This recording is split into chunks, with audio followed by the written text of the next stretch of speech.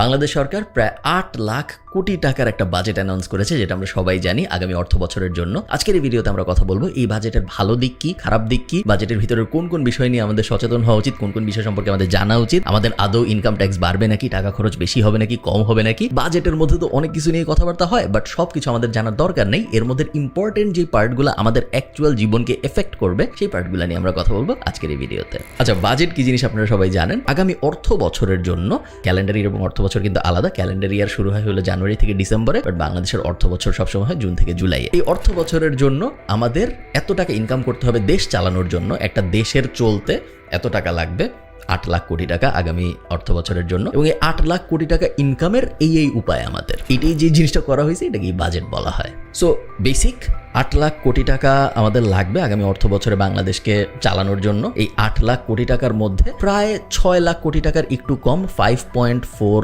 Something এইটুক হইলো revenue হবে। তো আপনারা বুঝতে পারতেছেন আমার ৮ লাখ কোটি টাকা লাগবে দেশ চালানোর জন্য, বাট আগামী এক বছরে আমার ইনকাম হবে আসলে ৫.৫ লাখ কোটি টাকার মতো। সো বাকিটুক যা ওইটুক যদি আমি না পারি ইনকাম করতে, তাহলে আমি দেশ কিভাবে চালাবো, ওইটুক আমি লোন নিয়ে চালাবো। সো বাংলাদেশ যখন বাজেট অ্যানাউন্স করে প্রত্যেক বছরই এটা হয়। বাজেটের একটা অংশ থাকে যেটা আমার ন্যাশনাল ইনকাম থেকে হবে, আর আরেকটা অংশ থাকে যেটা আমি লোন নিয়ে পূরণ করব। ন্যাশনাল ইনকামের পার্টটার যে ইনকামটা, ওইটা আসলে আমার আপনার ইনকাম, আমরা যে ট্যাক্স দিই সেই ট্যাক্সের টাকাতেই সরকার চলে। এবং প্রত্যেকবারের বাজেটের মূল যে পার্ট, সো এবারও ৮ লাখ কোটি টাকার বাজেট হয়েছে, তার মধ্যে 5.4 লাখ কোটি টাকার ইনকাম আসবে ট্যাক্স থেকে এবং বাকিটুকু আসবে লোন থেকে। মোটামুটিভাবে বললে প্রায় 2.5 লাখ কোটি টাকা সরকার লোন নিবে বাজেটের ডেফিসিট ফিল আউট করার জন্য। আচ্ছা, বাজেটের কিছু কি পয়েন্ট নিয়ে আমরা কথা বলবো, বাট তার আগে আমি একটা জিনিস আপনাদের বুঝাই বলি। সেটা হলো budget is never a true reflection of the economy. মানে হইল বাজেটে যদি কোনো কিছু বলা হয় যে এটার দাম বাড়বে, তাইলে 100% ওটার দাম বাড়বে। হাউএভার বাজেটে যদি বলা হয় যে এটার দাম কমবে, কারণ ওটার উপরে আমদানি শুল্ক কমানো হয়েছে, এটার উপরে ট্যাক্স রেয়াত দেওয়া হয়েছে ইত্যাদি ইত্যাদি, চান্স খুব কম যে ওটার দাম অ্যাকচুয়ালি কমবে এন্ড মার্কেটে এসে।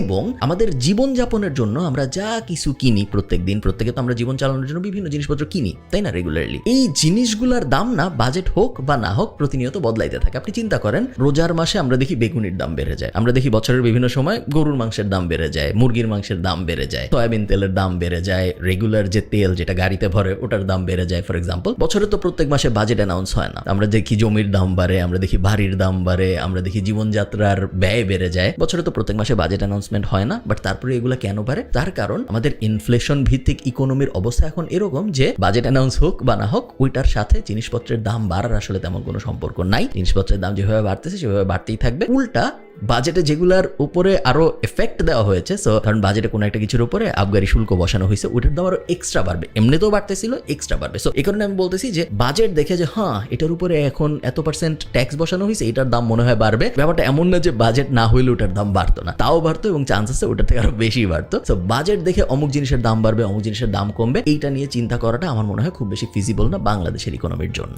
আচ্ছা, প্রথম ব্যাপার হলো বাজেটে ইনকাম ট্যাক্সের ক্ষেত্রে কোনো ধরনের পরিবর্তন আসে নাই। 3.5 লাখ পর্যন্ত আগেও ট্যাক্স ফ্রি ছিল পার্সোনাল ইনকাম, এখনো 3.5 লাখ পর্যন্ত ট্যাক্স ফ্রি। বাট মেইনলি গত বছরের সাথে এই বছরের বাজেটের ইনকাম ট্যাক্সের হিসাবে তেমন কোনো ডিফারেন্সিয়েশন আসে নাই। মোবাইল এবং ইন্টারনেট কানেক্টিভিটির জন্য আপনার এখন বেশি খরচ হবে। আগে আপনি যদি 133 টাকা খরচ করতেন তাহলে আপনি 100 টাকার সেবা পাইতেন, এখন আপনার 100 টাকার সেবা পাওয়ার জন্য 139 টাকা খরচ করতে হবে। 133 টাকা থেকে 139 টাকায় চলে গিয়েছে। এবং এই জিনিস আপনি মোবাইলে রিচার্জ করেন ফোনে কথা বলার জন্য হোক, বা আপনি মোবাইলে ইন্টারনেট ব্যবহার করেন, বা আপনি সিম কিনেন, সিম কিনতে গেলেও 200 টাকা আগে লাগতো ট্যাক্স, এখন 300 টাকা, সো ওখানেও 100 টাকা বাড়ানো হয়েছে। সো ওভারঅল মোবাইল ইন্ডাস্ট্রিতে দেখা যাচ্ছে আপনাদের খরচের পরিমাণ বাড়বে। ইন্টারেস্টিংলি মধ্যবিত্তদের যেটা নিয়ে আরেকটু সোচ্চার হওয়া যায় বা যেটা নিয়ে একটু কথাবার্তা বলা যায় বলে আমি মনে করি, সেটা হলো এসি এবং ফ্রিজের উপরে ট্যাক্স বসানো হয়েছে। এসি আস্তে আস্তে বাংলাদেশের মধ্যবিত্তদের জন্য কমোডিটি লেভেলে যাওয়া শুরু করতেছে, এখনো যায় নাই বাট আস্তে আস্তে ওইদিকে যাচ্ছে। ফ্রিজ অলরেডি কমোডিটি হয়ে গেছে, সবারই বাসায় মোটামুটি ফ্রিজ আছে।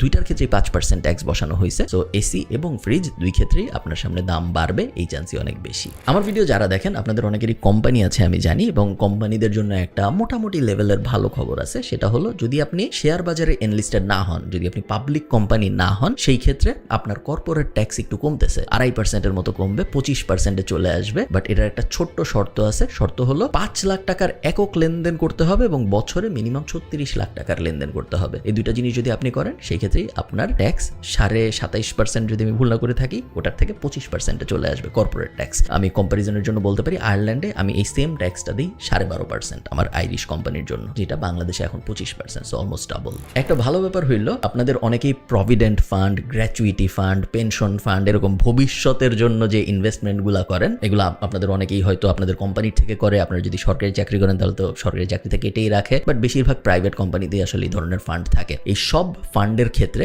কর আসলে কমানো হয়েছে, 15% থেকে 10% নিয়ে আসা হয়েছে, এবং ভবিষ্যতে আপনি যখন আপনার এই টাকা উইথড্র করবেন তখন আপনার কিছু টাকা সেভ হবে, কারণ আপনার কর কম দিতে হবে। আপনাদের যাদের শেয়ার বাজারে ইনভেস্টমেন্ট আছে, শেয়ার বাজার রিলেটেড একটা ইন্টারেস্টিং আপডেট আসছে, সেটা হলো বছরে যদি আপনার 50 লাখ টাকার বেশি প্রফিট হয়, সো 50 লাখ টাকা পর্যন্ত প্রফিট ট্যাক্স ফ্রি শেয়ার বাজারে। হাউএভার যদি আপনার 50 লাখ টাকার বেশি প্রফিট হয় তাহলে আপনার যে এক্সট্রা প্রফিটটা হচ্ছে, তো মনে করেন আপনার 60 লাখ টাকা প্রফিট হয়েছে, তার মানে 50 lakh tax free, 10 lakh taxable. ওই এক্সট্রা 10 লাখের উপরে আপনার 15% কর দিতে হবে, যেটা ইন্টারেস্টিং। আমার মনে হয় না এটা নিয়ে নেগেটিভ কিছু বলার আছে, তার কারণ আপনি 60 লাখ টাকা 50 লাখ টাকার বেশি প্রফিট করতেছেন, সো 50 লাখ টাকার উপরে আপনি যে প্রফিট করতেছেন ওইটার উপরে আপনি ট্যাক্স দিবেন, এটা তেমন কোনো খারাপ ব্যাপার না। ইন্টারেস্টিং একটা জিনিস যেটা আমি শিওর এটা নিয়ে সবাই কথা বলবে, সেটা হলো মুঠোফোন। আপনি যদি বিদেশ থেকে ফোন নিয়ে যান বাংলাদেশে, প্রথম 2টা ফোন, সো আপনার সাথে 2টা ফোন থাকতে পারবে ট্যাক্স ফ্রি। থার্ড যে ফোনটা আপনি নিয়ে যাবেন, সো আপনি মনে করেন 3টা ফোন নিয়ে গেলেন বাংলাদেশে, থার্ড যে ফোনটা ওই ফোনের দামের ওপর, সো ওই ফোনের ক্রয় মূল্যের উপরে আপনার ট্যাক্স দিতে হবে, এবং ওই ফোনের দাম যদি হয় 30,000 টাকা, আপ টু 30,000 টাকা, তাহলে আপনার 5,000 টাকা ট্যাক্স দিতে হবে এয়ারপোর্টে যখন আপনি নামবেন তখন। যদি দাম হয় 30,000 থেকে 60,000 টাকা, তাহলে 10,000 টাকা দিতে হবে ট্যাক্স, এবং যদি 60,000 টাকার বেশি হয় তাহলে 25,000 টাকা হবে ট্যাক্স। সো মনে করেন আপনি 3টা ফোন নিয়ে বাংলাদেশ এয়ারপোর্টে নামছেন আজকে, এই 3টা ফোনের মধ্যে থার্ড ফোনটা হইলো একটা আইফোনের দাম সাধারণত 1 লাখ টাকার বেশি হয় আমি যদি ভুল না করে থাকি, এবং যদি তাই হয় তাহলে বাংলাদেশ এয়ারপোর্টে নামার পরে আপনার ওই থার্ড ফোনটার জন্য 25,000 টাকা ট্যাক্স দিতে হবে। আমাদের বাংলাদেশি কারেন্সি ডলারের সাথে এত বেশি ফ্ল্যাকচুয়েট করে, তো আমি আপনাকে মোটামুটি গ্যারান্টি দিয়ে বলতে পারি যে আগামী 1 বছরে ডলার এবং বিডিটির যে রেশিও এটা আরো 10%-এর বেশি বাড়বে। তো আজকে যদি $1 সমান 100 টাকা থাকে, 1 বছরের মধ্যে $1 সমান 110 টাকা হয়ে যাবে, বা তার বেশিও হইতে পারে। এবার লাস্ট, কালো টাকা সাদা টাকা বিষয়ক একটা খুব কন্ট্রোভার্সিয়াল ব্যাপার অ্যানাউন্স করা হয়েছে। প্রত্যেক বছরই আমাদের বাংলাদেশে যেহেতু কালো টাকা একটা খুব বড় সমস্যা, তো প্রত্যেক বছরই কালো টাকা সাদা করার জন্য বিভিন্ন ধরনের সুযোগ দেয় সরকার। এই বছর এটা দেওয়া হয়েছে,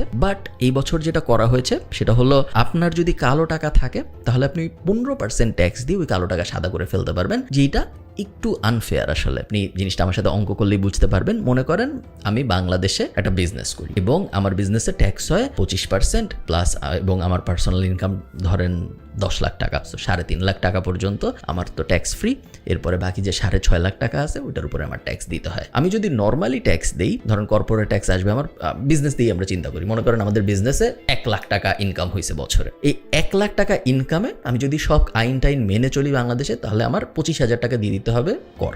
বাট আমি যদি এই 1 লাখ টাকা আমার বালিশের নিচে লুকায় রাখি, তাহলে পরবর্তী বছরে ওই 1 লাখ টাকা আমি সাদা করব যখন, বালিশের নিচে লুকাইছি মানে কালো হয়ে গেছে, সাদা করব যখন, তখন আমি আসলে 15,000 টাকা দিয়ে পুরো 1 লাখ টাকা সাদা করে ফেলতে পারি। তো আমার ট্যাক্স সেভ হইলো আসলে 10,000 টাকা, আমি যখন জিনিসটা এই অ্যাঙ্গেলে চিন্তা করি। আরেকটা জিনিস অনেক বেশি আলোচনায় আছে, সেটা হলো আমাদের যে টোটাল বাজেট হয়েছে এই বছর 8 লাখ কোটি টাকা, ওইটার প্রায় 15%, 14.24%, সো অঙ্কের হিসাবে আসে 1,13,500 কোটি টাকা। এই 1,13,500 কোটি টাকা বাংলাদেশ সরকার আগামী 1 বছরে ব্যয় করবে শুধুমাত্র সুদ দিতে। তো আপনারা যারা সঞ্চয়পত্র কিনছেন তাদেরকে সরকারের তো টাকা দিতে হয় প্রত্যেক মাসে, ওই টাকা যাবে এখান থেকে। সরকার যখন ইন্টারন্যাশনাল লোন নিছে, বা সরকার যখন বিভিন্ন দেশ থেকে বা বিভিন্ন ব্যাংকিং IMF টাইপ জায়গা থেকে যখন লোন নিছে, ওই লোনগুলোর তো প্রত্যেকটার সুদ আছে, ইন্টারেস্ট আছে, সেই ইন্টারেস্টের টাকাও যাবে এখান থেকে।